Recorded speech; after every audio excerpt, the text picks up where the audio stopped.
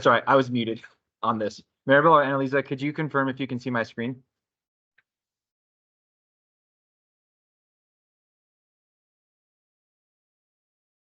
I'm sorry, what was that? Sorry, can you confirm? Can you see the PowerPoint on your end? Yes, sir. Okay, excellent.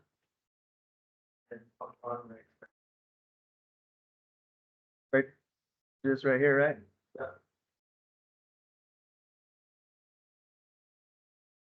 All right. We're good.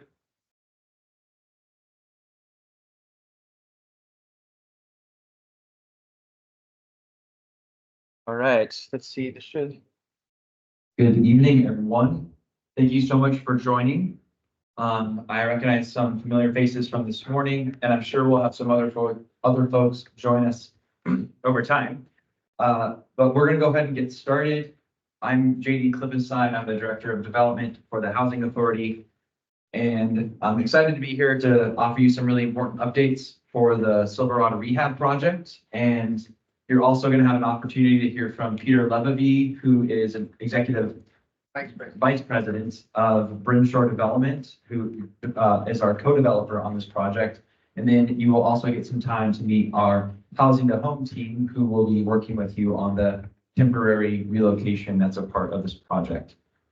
So I'm sure there's going to be a lot of questions as we go through these things, and I promise that you'll have time to ask those questions.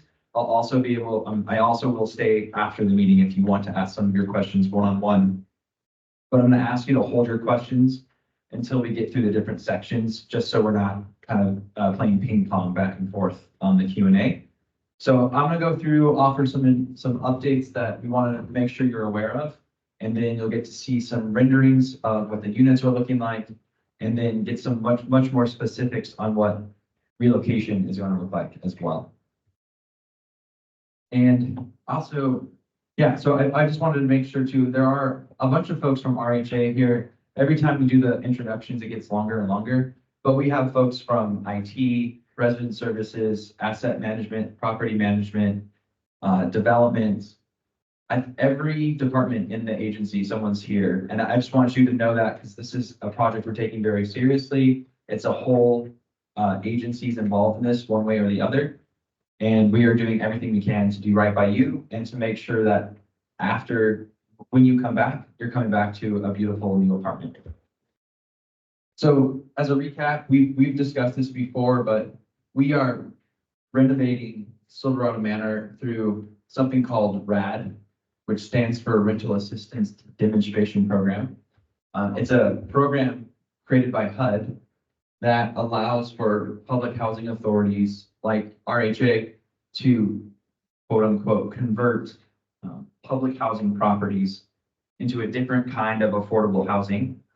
And the subsidy that allows for the rents to remain affordable for the tenants, instead of it coming through the public housing program, it comes through the Section 8 voucher program.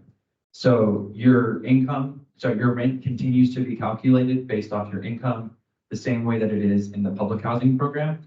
It's just the funding that comes to the housing authority is different, and it's actually more robust and more sustainable, which allows us to maintain the property with more funding moving forward.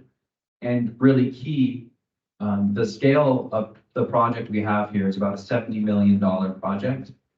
And it's a variety of funding sources, including, if you want, you can actually put that up here. You can put that up here if you want for the recording. Including loans and other funding sources, we actually aren't able to take out or use a lot of those tools if it stays public housing. We're limited about the kinds of resources we can use in public housing. So this allows us to bring a lot more resources in than we could if we didn't convert it to affordable housing with a Section 8 voucher. Again, this is a recap. We want to make sure you hear this every time you have one of these meetings though. Under the RAD program, all of you have specific rights as residents. First and foremost, you have the right to return. So you are not losing your place at this property. You're not losing the ability to live here at Silverada Manor. If you are temporarily relocated offsite, you have the absolute right to return to a completely renovated unit. So you are not at risk of losing your housing because of this project. And when you return, or when you move into your permanent apartment, you will not be rescreened for eligibility in the Section 8 program. Any kind of relocation, which Willow and her team with Housing to Home are going to talk a lot more about in a little bit. All of those costs are covered by the Housing Authority, from packing materials to packing assistance to moving assistance. And even if some of you are temporarily relocated offsite into a different apartment, any of those associated costs are paid for by the Housing Authority. You will be paying nothing out of pocket. And there's a bunch of other assistance in terms of you need to change your mail temporarily, those kinds of things. All of that will be handled by Housing to Home. And it's a requirement of the RAD program. If you are someone who ends up being temporarily relocated offsite, where you are temporarily relocated will meet the needs that you have in your current unit in terms of reasonable accommodations and other things like that. And Housing to Home will be ensure they get a lot of information when they first meet with you so that they are moving you temporarily into an appropriate place until you can return to your permanent unit. And then finally, although this property won't be a public housing property after the project, several of the things that you all can participate in now because it is public housing, such as resident councils and the FSS programs, those will remain in place and you can continue to participate in them even after the property is converted. All right, some of this is some technical stuff that we're required to share with you. The first thing is that this project doesn't involve transferring rental assistance to another property. All the rental assistance, the programs are going to stay here on site that help keep the rent affordable. We're not trying to move to a different property and build on a different property. It's all staying here. The way that we're financing this, the Housing Authority maintains control of the property. The ownership structure changes slightly in that we get an investor who gives us some funding to do the project. And in order for us to get that funding, they are a part owner along with us and Brenshore for a certain period of the project. We are the general partner, the managing partner who manages the day-to-day operations, and we have an ownership stake in it. Eventually, Brenshore will exit once construction is done. And then at year 15, that investor partner leaves and RHA stays in as the sole owner of the project. And I can put you all to sleep explaining the intricacies of why we do that, but that is basically how the low-income housing tax credit works, and that's one of the major funding sources for this project. So I just wanted to explain it because I don't want you to feel like we're giving up and selling the property to a different owner. It's just kind of changing the ownership structure so that we can bring the resources in. All right, now numbers 3 and 4. These are going to be frustrating, I'm sure, to hear, but I wanted to share this information to be transparent with you up front. So we are not reducing the number of 2 bedrooms, 1 bedroom studios. All of them are staying exactly the same. We'll have 64 2 bedrooms, 64 1 bedrooms, and 22 studios. The thing that will change is many of you leased your current unit under a different occupancy standard than is allowed with project-based vouchers. And what that means is that some of you have 2 bedroom apartments right now, and you will not meet the occupancy standard to release a 2 bedroom when you return. So you'll be right-sized to a 1 bedroom. I want to be really clear. If you are a single person who has a reasonable accommodation for a 2 bedroom, that reasonable accommodation is going to follow you and you can maintain a lease on a 2 bedroom. But if maybe you came in and you qualified for a 2 bedroom when you came in, but right now you wouldn't, there's a chance that you will be right-sized down to a 1 bedroom. I also want to say that that's not going to happen for everyone, but it will happen for some of the people at the property. We don't want that to be a surprise. We don't know who that is right now. We won't know that for a while. We just wanted folks to be aware of it. And then the last thing here, number 4, we've gone through a long process with HUD in order to try to get approval to renovate this project. It's why we're coming to you here in April versus February. It took us months of negotiation with HUD to get the go-ahead to do this.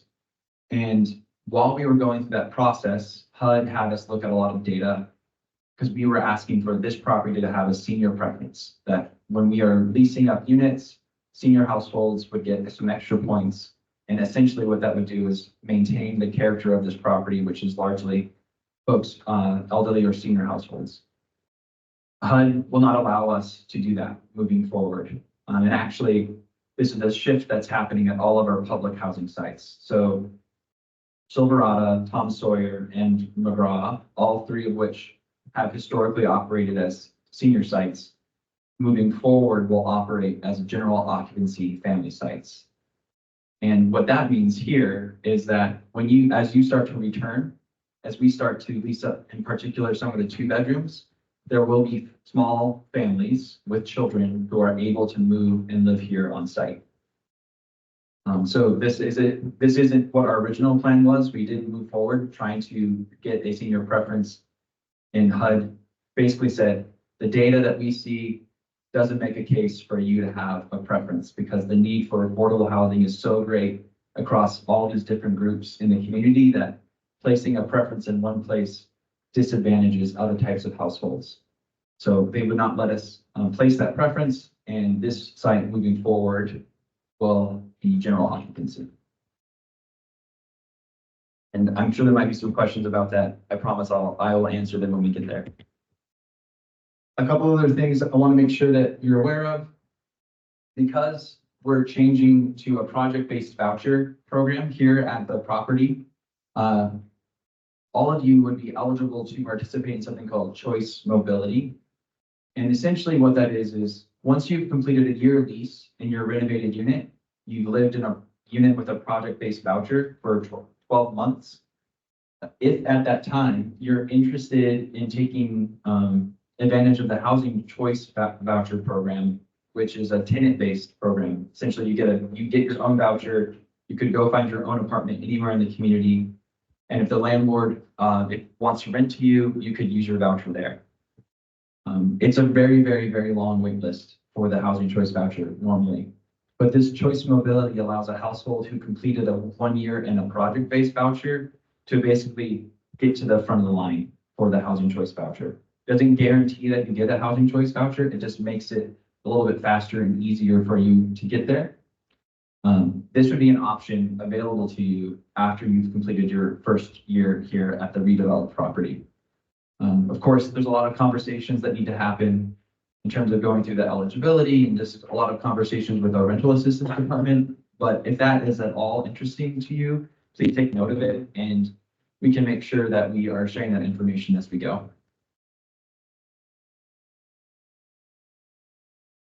All right, we started, I think, actually, the meeting that we had a year ago, like early April last year, I think it was my second week in this job. So I jumped into the deep end on this project with you all way back, way before we submitted the RAD application at step 1.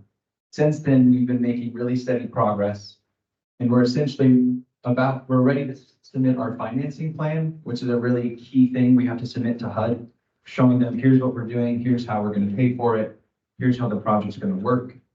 HUD gets 60 days to review that. Once they approve it, we can then move forward with the project, and we'll close on all the different financing.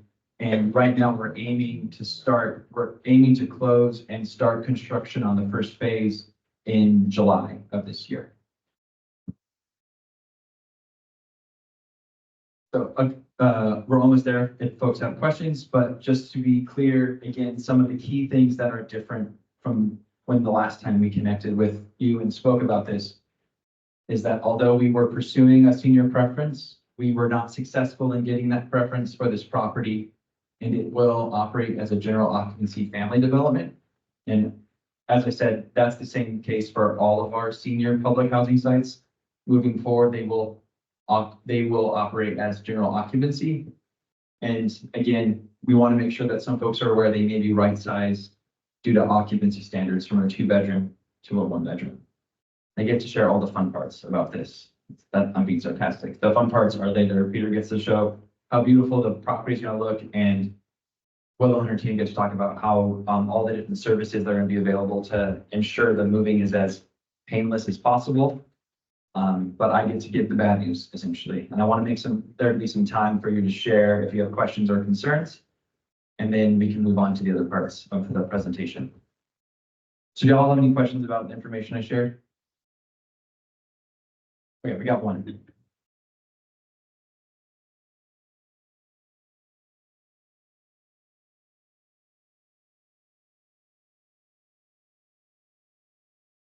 So the question was concerned about the waiting till July to start the moving process.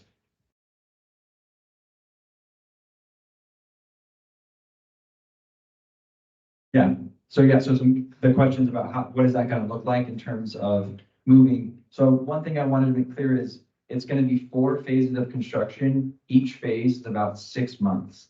So the first phase of buildings, those residents are going to meet with Housing to Home well in advance of that 30-day notice. And they're going to have an assessment, kind of identify all the important information about temporary relocation. Our aim is to temporarily relocate folks into available vacant units on site. So as much as possible, we're trying to prevent folks having to go off site. That won't be the case for everyone. Some folks will end up, for different situations, being temporarily relocated perhaps at Tom Sawyer, at other nearby RHA properties. But for the most part, you would be temporarily relocated on site. And in the vast majority of folks, we want to only have to do one move. So we're phasing it. Phase 1 is going to be completed. And then folks from phase 2, rather than being temporarily relocated, will permanently move into a renovated unit and just have to do a one-way move. I recognize that means you won't return. In many cases, you won't return to your exact same unit, but it will greatly decrease the inconvenience of having to move multiple times. All of that, those details about is that going to happen to me or is that going to happen to my household? All of those things are details to discuss with Housing to Home. They're going to be on site. We're going to have us on end of April. So based on the timing of when construction is going to start, they're going to prioritize the folks in phase 1. And if you're not in phase 1, then you have several months until you have another conversation well in advance of when that relocation will happen. Sir, sorry, sir in the black hat, you had a. Okay. What?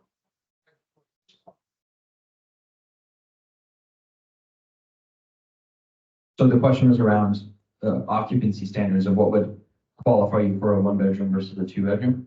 Excellent. I'm repeating so we can make sure that folks hear it. I'm actually going to see, wouldn't mind if Kristen would come up and answer that because I don't want to misspeak on that one.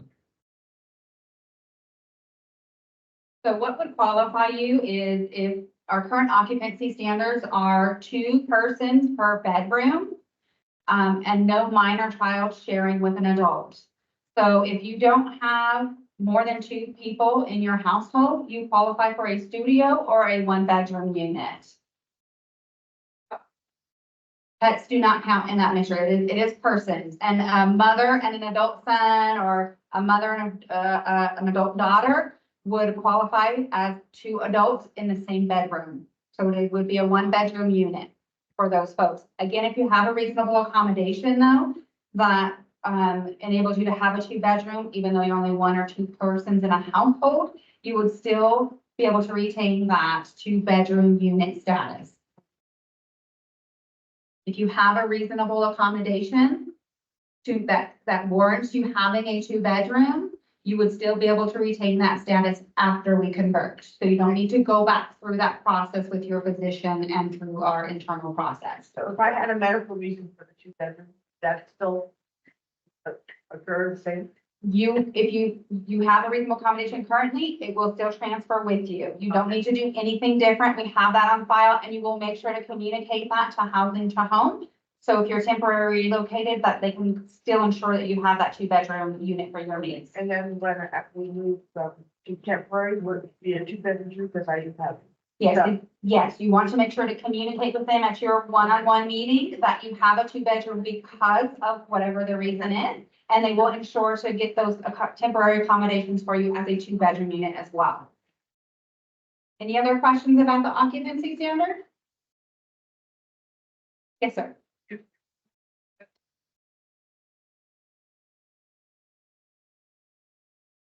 So the question was, if you're in a 1-bedroom, will you go back to a 1-bedroom?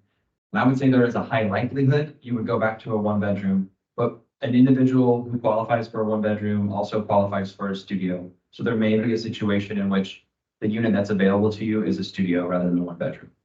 It would meet the same occupancy standard for HUD's guidelines. And I also want to add one thing. We have kind of we have too many 2-bedrooms here, essentially, for the way that the program's going to be working. So just to be clear about it, some households will be right-sized. That some households will currently have a 2-bedroom, they'll end up in a 1-bedroom. There are going to be some folks who are not eligible to be in a 2-bedroom, but because of the kind of wonkiness of the program, will stay in a 2-bedroom. When we lease up moving forward, we will not be able to lease up that way. But because you all have the absolute right to return, you have the right to move back into a unit, even if it doesn't meet that occupancy standard. So there will be some folks who are right-sized and some folks who aren't. I know that's messy and complicated, and we have no idea who's going to be who. We wanted you just to know we're trying to be very transparent about that. This will occur for some folks, but not all folks. Yes, it's a great question. So it's regarding the accessible units, the handicap units on site. So actually our handicap units right now aren't up to full standard. So part of the rehab is making sure they are fully accessible, fully up to code. So we will have 5% of the units on site will be fully wheelchair accessible, and an additional 2% will have vision and hearing accessibility components. And that is one of the reasons that we wanted to develop the property, is we need to bring some of those features up to code in terms of accessibility. And if you have a reasonable accommodation or you are currently in an accessible unit, then we would want to ensure that you return to an accessible unit. And all those different layers we're talking about is why I can't guarantee if you're temporarily relocated on site or off site, because a lot of those things are going to factor on an individual basis what temporary relocation or then the permanent move might look like. But we have a whole team of people who are dedicated to try to figure that out and make sure that your needs are met during this project. Sir, did you have a question?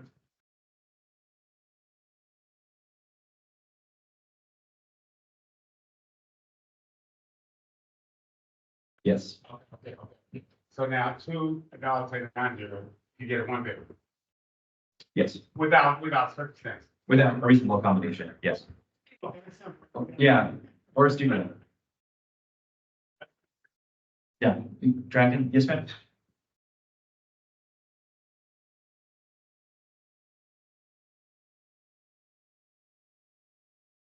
Mhm.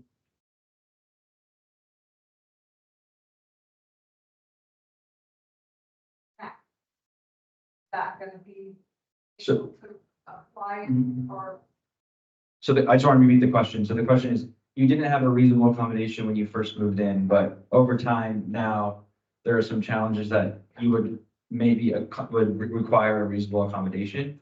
So if that's the case, I would really encourage you to connect with property management here and to start that process to make a reasonable accommodation. If you have a reasonable accommodation, when we start to convert the project, we will honor that reasonable accommodation. So if you feel like you have some concerns, you want to make sure that the unit meets the needs and perhaps your needs have changed, I would encourage you to get the reasonable accommodation in as soon as you can, so we can start processing that. That's not a guarantee that you'll get the accommodation. I would just encourage you to get the process started so you could possibly, if that accommodation includes having a 2-bedroom, you could have a 2-bedroom for that. So yeah, more than happy to. We can provide some more information if you're unclear on the reasonable accommodation process. After the meeting, we can make sure that you get that info or connect with the correct staff member to work through that. Yes, sir.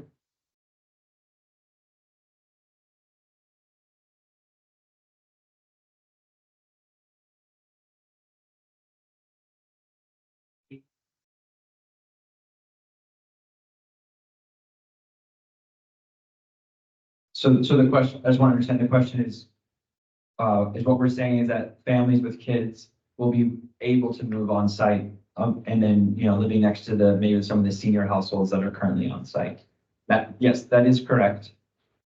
I would say that that's not going to happen overnight because everyone that lives here now has the right to return. So it's not going to shift overnight suddenly, but over time, we are no longer able to use a senior preference when we lease a vacant unit. The wait list would include families with children. And as long as they meet the occupancy standards, so, 2 parents, 2 kids, they'd meet the occupancy standard to lease a unit here. And if they come up on the wait list for the property, we can't use a senior preference to give preference to a senior household. They would kind of have equal standing. So over time, the lease up in the 2 bedrooms in particular, will likely lead to families living on site. There may be some families that live on site as we lease up during conversion, but over time, I'm sure more families will.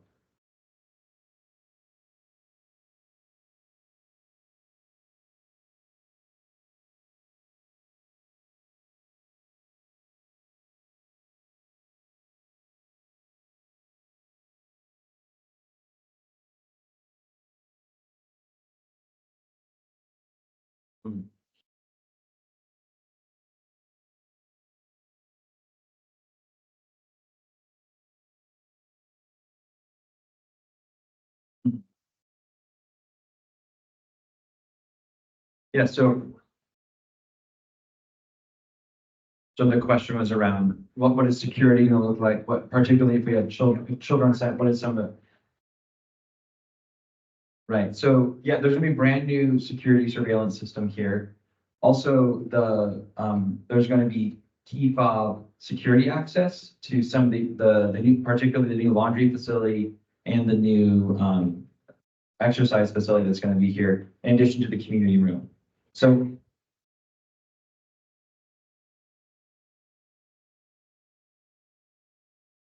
that will be afterwards. So in phases, that's what it's gonna look like. And then during construction, our general contractor pavilion, they're required to have a very robust safety plan to ensure that the construction that no resident is at risk of entering into a construction zone or anything like that. And that's really coordinated by Brimshore and the Housing Authority. I'm gonna do one more question and then we'll turn it over to the other parts. I do want to say, please come find me afterwards if you have other questions or something you just want to ask in the big group. I'd be more than happy to have that conversation. Yes, sir.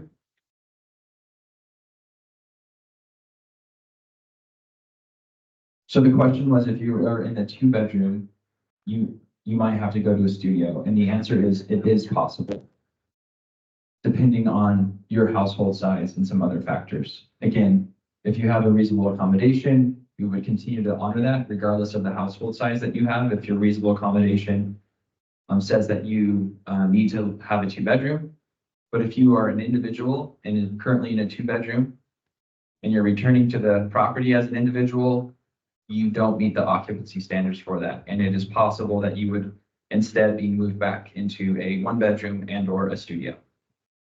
And the same is possible for a couple or 2 adults that are living in the same unit. And I want to be clear, this is happening at our other senior sites in public housing, the same change over time. And this is also aligned with how vouchers work. So if you got a housing choice voucher, this would be the same kind of occupancy standard you would have if you were taking a voucher to find your own apartment somewhere as well. If administration. You have to help.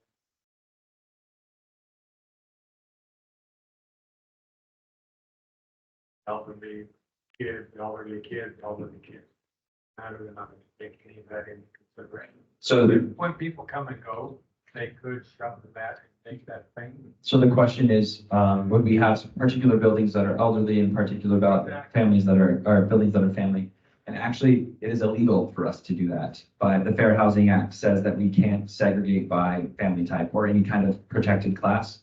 So as we lease up, it's gonna be gradual, but as we lease up, a family with children may rise to the top of the wait list. They qualify to move into the apartment and they may choose to do that and it's just gonna be on an availability basis? That's a good question. Thank you. All right. I'm gonna turn you over to the good news part of the presentation and have Peter share some of our designs, and then we'll have Housing to Home take over and talk about the relocation a little bit more. Great, thank you. Again, my name is Peter Levy. I'm an executive vice president with Brinshore Development. Brinshore is a development company that specializes in affordable housing. We've been around since 1994, but many of us there have been working on affordable housing since the mid-80s. So I have been working with public housing authorities across the country. I work with about 20 housing authorities to do exactly the kind of work that we're doing here, which is called repositioning a development using the HUD tools for repositioning. We have done about 120 developments that we've been working on. We've completed over 100. We have about 12,000 units that we've completed. We are working with the Reno Housing Authority as a co-developer, a turnkey developer.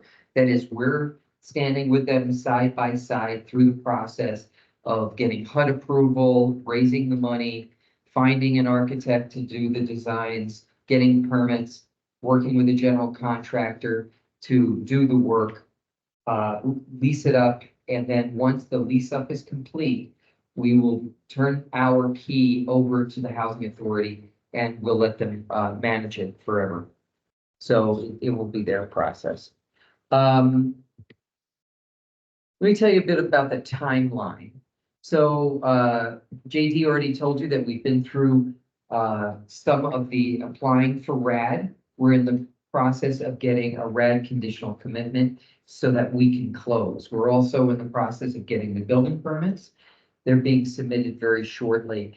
And we have now laid out all the financing, and so all of that has been secured for the project. We will be closing on the financing in June, July, and then starting construction immediately, and it'll take approximately 2 years to do all of the construction. So what are we going to do? So the first thing that we're trying to do is to improve the layouts within each of the buildings. Right now, they were laid out not for today's living standards, but for living standards 50, 60 years ago. So you'll see, well, I'm going to show you the floor plans and what changes have been made. There will be new kitchens, new bathrooms, new flooring, new major systems like the HVAC system, the plumbing, and the electrical. So if you're experiencing any problems right now with plumbing, hopefully all of those will go away. We're going to deal with any environmental problems that are on site. We're going to be improving the landscaping, and most excitedly, we're going to be working in the community building and really renovating this top to bottom to make it a really wonderful facility. I know that there were planning meetings before this where there was input given from the residents of what kind of things you would like as amenities on site. That has been taken into consideration into the design of the community building.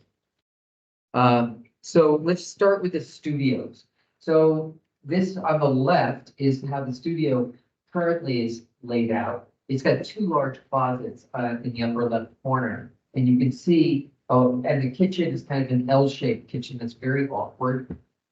We are replacing it with what we call an alley kitchen. It's much more efficiently laid out to create an open floor plan. The closets are against the wall.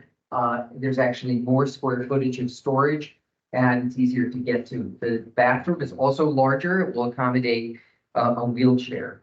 And then there's going to be an island in the center by the kitchen built in so that you'll be able to prepare food there. There wasn't enough space to do that before, and now that's going to be taken care of. To look at it from another, sure, absolutely. And all of these plans in this presentation will be made available to anybody who would like it, both in hard. Yeah, there are physical copies up front right now, and yeah, and then if you, the property management and the resident services team also have access to this, so you can come and ask for copies on request and they'll print them off. Yep. So you can see that the way it will be laid out now is a little bit different. So it has a really nice flow in the unit. So you walk in, you have the kitchen on the left, dining area, living, and then the bed in the back out of the way so people can have visitors. It's got a nice sized bathroom. It should be a very, very attractive unit. The appliances will be stainless steel. The one bedroom also got a remake. So before, again, there was an L-shaped kitchen, and this is still an L-shaped kitchen, but it has a nice peninsula here that increases the place where you can prepare your food. And it even has a place for a small table over here, and then a living area here. The bedroom, the closets have been rearranged so that it's got more closet space and additional storage behind it. And then you've got a bathroom, which is a little larger than the one that was there before again, so it could accommodate a wheelchair. And this is that view again, so you can see how it converts into a very wonderful space. The 2-bedroom is, so this is the old one, where you had, again, an L shape over here with a very awkward oven over there.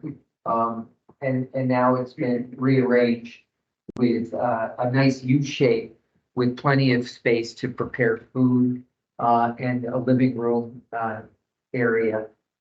We have been getting some feedback from people that perhaps we could take out this peninsula to open up the floor plan more, and we're looking at that right now. But that's the way it's laid out right now. You can see it's got a nice big bathroom and 2 bedrooms with the closets again against the wall, increasing the amount of storage space that you have. Some things that you might want to know. Yeah, sure. Okay. We are moving the laundry facilities from the separate facilities that are scattered around the site to one central facility that will be handicap accessible. And the current rooms that are currently used for laundry are going to be converted into storage. So there'll be storage there in different parts of the site.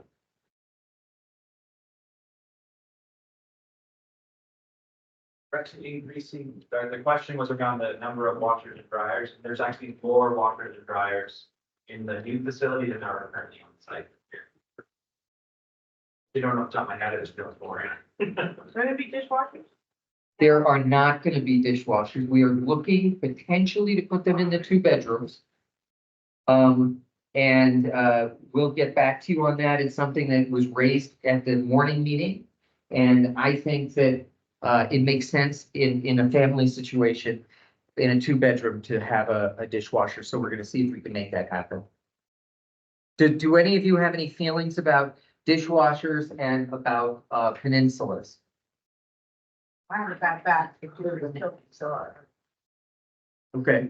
What about a walk-in shower? So there will be walk-in showers for several of the units, the ones that are section 504, the handicap accessible, they will have walk-in showers.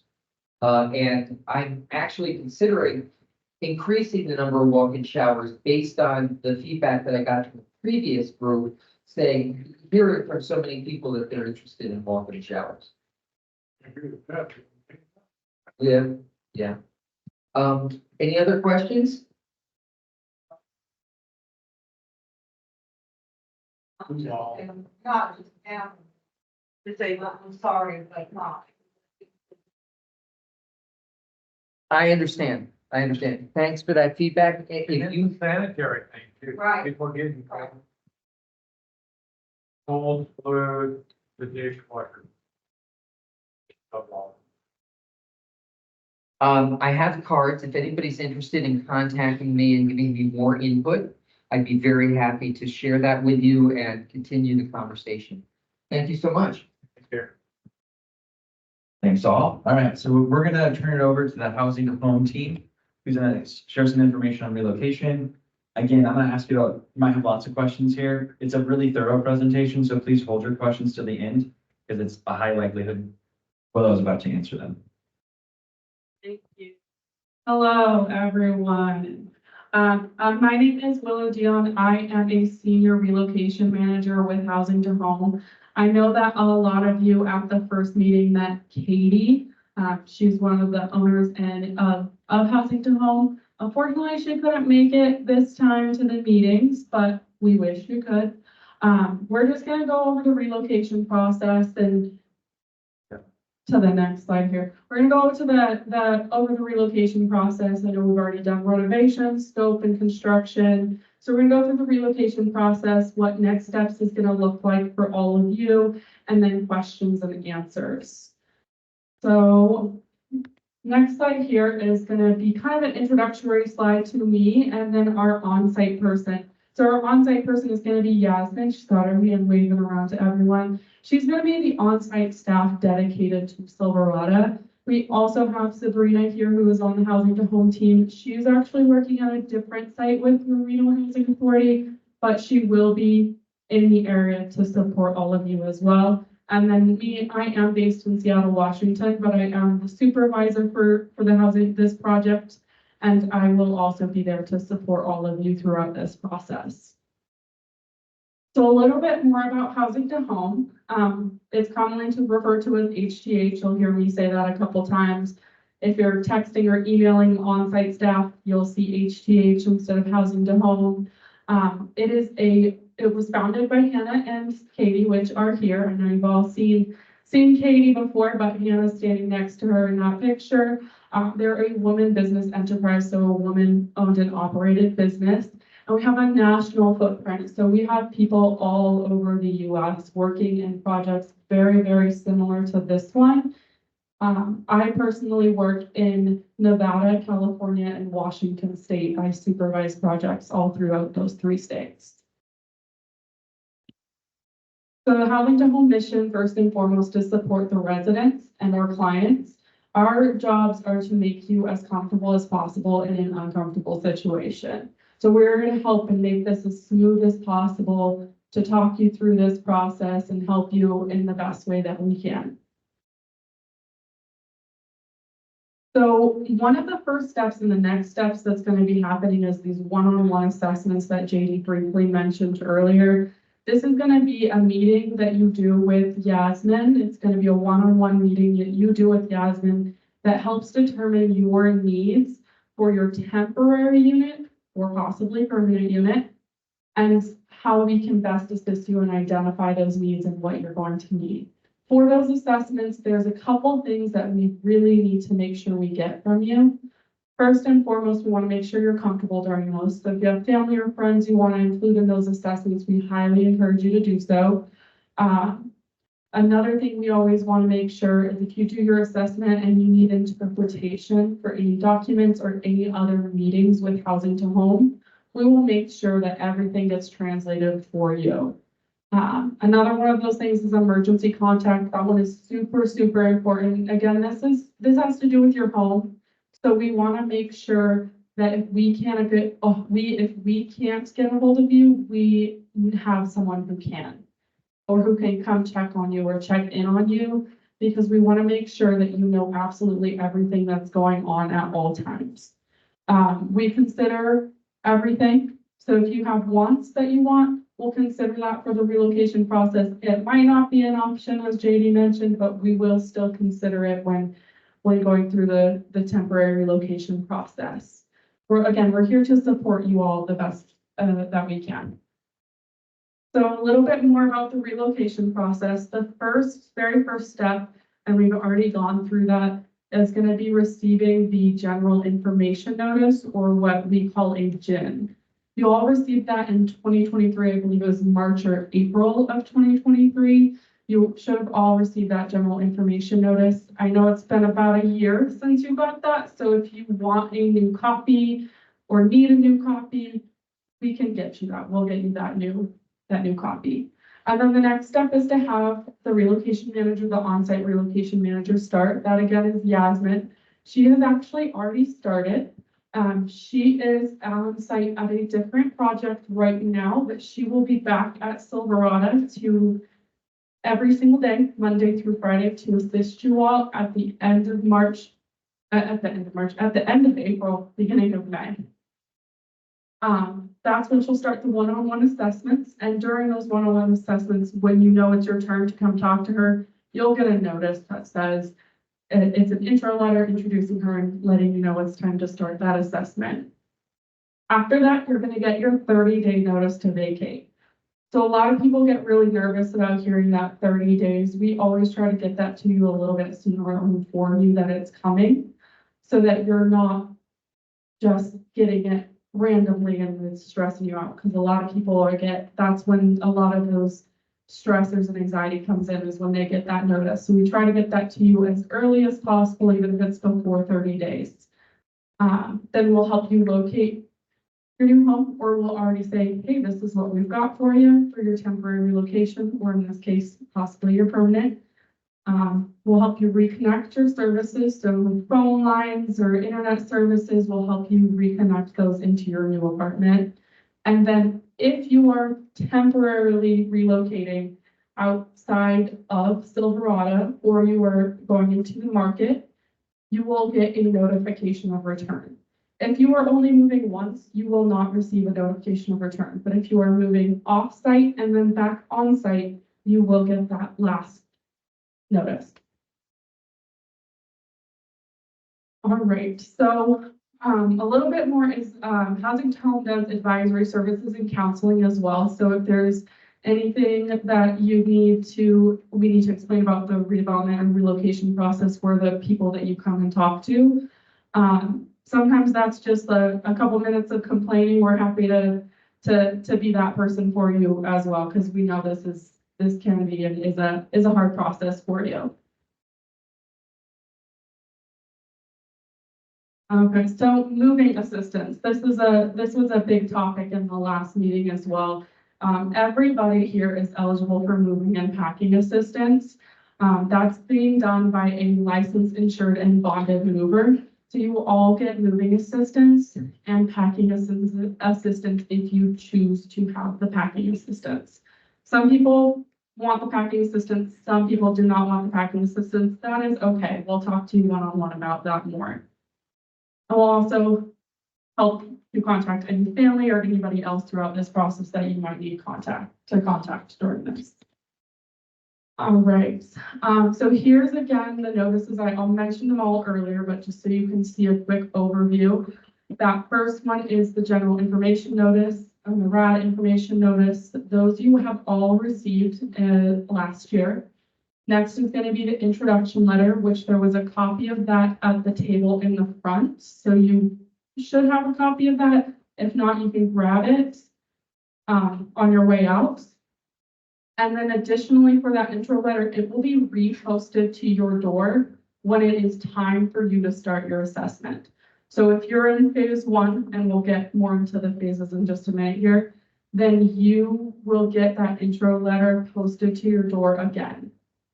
And then you're going to get that 30-day notice of relocation. Again, it'll be a little bit earlier, and we'll be communicating with you that it's coming. And then if you are going to be moving off-site and then moving back on-site, you will get a notification of return. But that's only if you're moving off-site. Okay, so a little bit more about the phasing. Phase 1 is going to start with buildings 1, 2, and 3. Some people in the last meeting weren't sure which buildings those are, so Hetty's gonna. Okay, perfect. Hetty added a slide so we can point out to you all which buildings those are. Construction right now is scheduled to begin in July. JD mentioned there is 4 phases and they're going to last about 6 months each. The resident assessments for the phase 1 is going to start the end of this month or beginning of May. Again, you'll get that intro letter. If you're in phase 1, you'll get that intro letter saying it's time to complete your assessment because you're going to be relocating soon. And then that 30-day notice again as well. So here's a little bit more comprehensive visual of what the phases are going to look like. So spring of 2024 is going to be the assessments for phase one residents. And then the summer is going to be relocation of phase one residents. And then fall will be phase two. You'll get that intro letter for phase two if you're in phase two to start your assessment. And then in the winter it will be when phase two relocates. And then here's to give you all a better idea of which buildings are 1, 2, and 3. They are the ones in that red square on the presentation, or rectangle, I guess, are going to be the units that are in phase one. There we go, a little closer look too. I'll leave it up for a minute here because I see you all looking at it. So we're all community buildings right here. So it's the 3 buildings directly north of the community building. Not necessarily, no. I can respond to that actually. So I wish there was a straightforward answer to this, but so to the best of our ability, depending on, again, we've already kind of gone through the needs of each household is a little bit different. So if and when possible, a household can be temporarily relocated on site, we will do that to minimize the impact. Our hope is to do that for as many folks in phase one as possible. And then some folks may end up being relocated offsite in phase one, but there is, right now, we're not sure, but it depends on the number of vacant units and things like that. And then from phase one moving forward, our hope is the majority of folks move one time, that they are not temporarily relocated. They simply move from their old apartment into their newly renovated apartment. So there is no temporary relocation. That won't be the case for everyone. There will be some folks who are temporarily relocated, even outside of phase one. Some folks will be temporarily relocated, and then they will move back into a renovated apartment when it is available. It starts in June is when the actual moving will begin.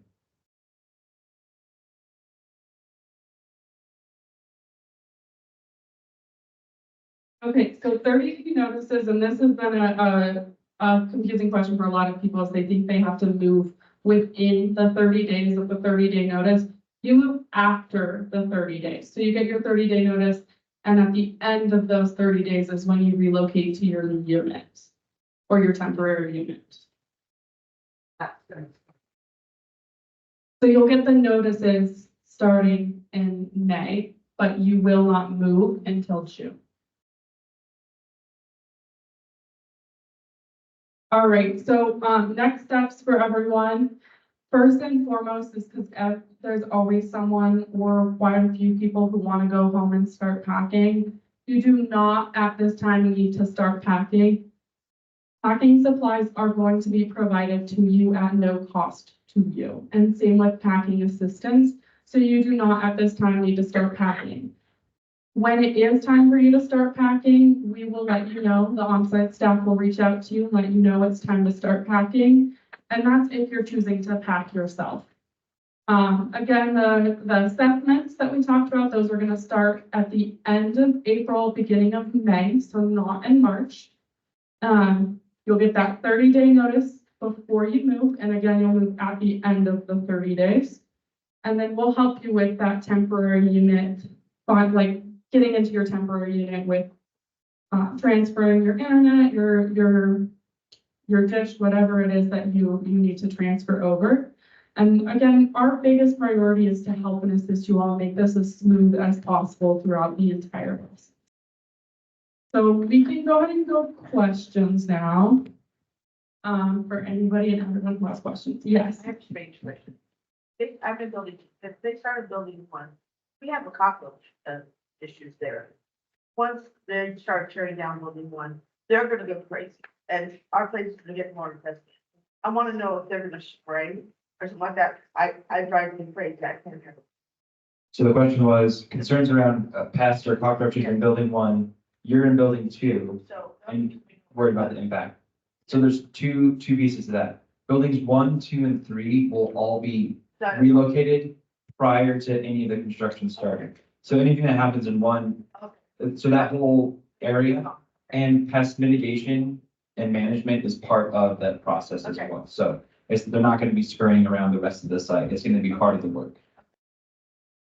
Additionally, you'll probably have them come in for pest inspections before you even actually relocate to your temporary unit. Just so you all know, that's something that will likely be coming up. Yes. So the question was, I know where phase two will be? And I would say I am 95% sure about where phase two will be, but we are figuring out a couple of other buildings. And I don't want to share that until we have it confirmed, or we will have that confirmed in the next month or two, and you will know well in advance if you are in phase two. Again, as Willow shared, if you're in phase two, you're not going to begin the relocation process, even talking about relocation really, until the fall. So you have some time, and we want to make sure that we are very specific on if you are in what phase.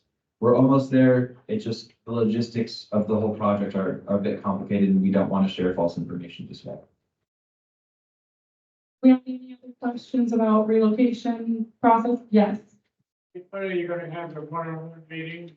So the question was, when are you gonna have the one-on-one meetings? Yasmin is gonna start back on site at the end of April, beginning of May. And if you're in phase one, you're gonna receive a notice saying to come complete your one-on-one assessments. So if you're not in phase one, you're not gonna get a notification to complete your assessment until later on. I would add to that too, we're gonna ask that you all be good neighbors. If you're not in phase one, we want to make sure that Yasmin's time, she can respond to folks who are priority in terms of determining their plan. So we understand there might be some anxiety around it. We want you to be able to ask questions, but the priority will be for the folks who are relocating soonest. Do we have any other questions?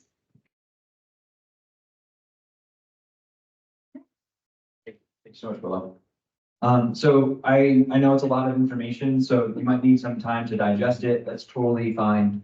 Just wanted to point out a couple of things. There's a lot of information about this project specifically on our website. If you want to know, I'll stick around and show you where it is. But if you go to Reno HA, you can navigate your way to our redevelopment and preservation webpage. It has a bunch of documents. Some of them are really great. Some of them are terribly boring HUD documents, but literally everything is there. And otherwise, I really encourage you to either call our development department directly. This is the number and our department's extension that comes straight to me. And then you can also email silvproject@renoha.org. This is an email that the entire development department manages. And we get the question, and then we kind of make sure if it's a rental assistance question, we're gonna go get the information from rental assistance. The idea is that we don't want anything to be missed. So this is a shared inbox that we then make sure we get all the right information to you. I know some of you have been emailing through this. I really appreciate that. Please keep doing that if you have questions. And then again, when Yasmin starts on site at the end of this month, she is going to be a great point person and can help you navigate any of those questions as well. That being said, I'm turning over to Peter really Yeah, quick, I and then just really appreciate all of your time. I just want to say that the reason why I'm here is because we're a mission-driven organization and we're here to do this for you.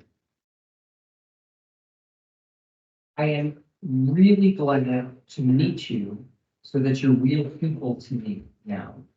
And we are going to be listening to what you're saying throughout the entire process, hearing that you're worried about cockroaches, hearing that you would like to have walk-in showers. Is very, very important. If it doesn't work for you, it doesn't work for anyone. So we're a team here, and I want to thank you again for inviting me into your home so that we can make this a better place together. Thank you so much. Thank you so much, all. If you have questions you want to ask one-on-one, please come and ask. Otherwise, I hope you enjoy the rest of your evening.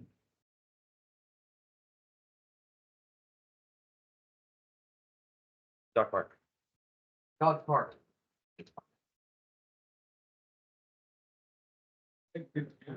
Yeah, I didn't press stop yet. How big is it again? Oh, so do you know where the training center is? I did. Okay. She didn't hear me.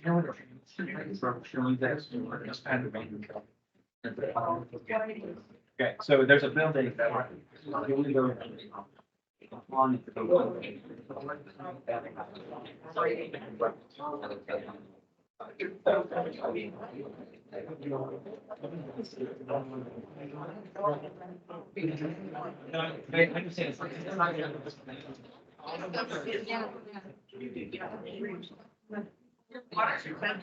Yeah.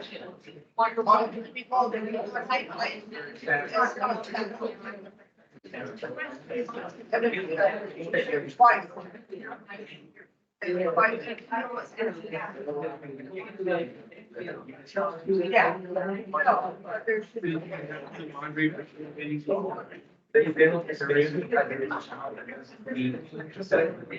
So, like it's one of the targets.